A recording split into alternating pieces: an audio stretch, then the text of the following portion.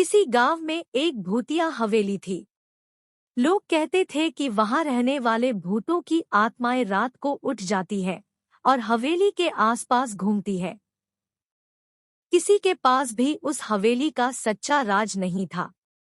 एक दिन गांव के एक बुजुर्ग ने अपने पोते से वहां जाने को कहा, लेकिन पोता ने इसे ध्यान नहीं दिया। वह उसे बुजुर्ग की कहानियों को अनजान मानता था। एक दिन उसने वहीं जाने का फैसला किया।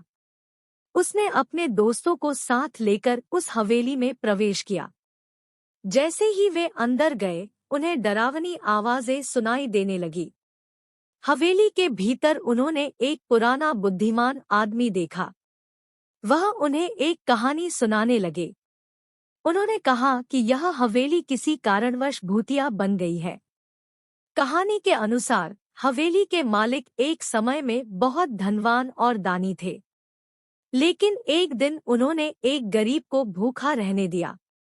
गरीब ने उनसे भिक्षा मांगी, लेकिन उन्होंने उसे भीख नहीं दी।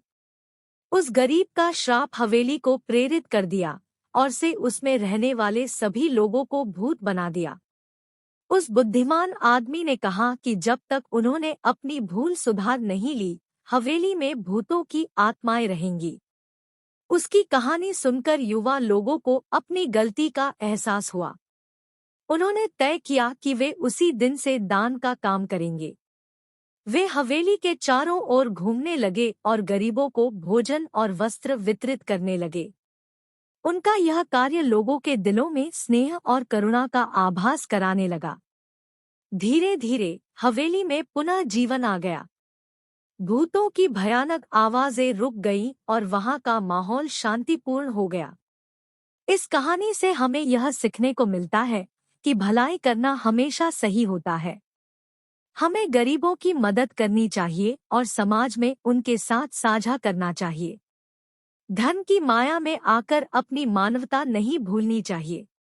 इस कहानी का सिखावा है कि नेक काम करने से हमारा जीवन सच्चाई से भर जाता है और हमें संतुष्टि मिलती है।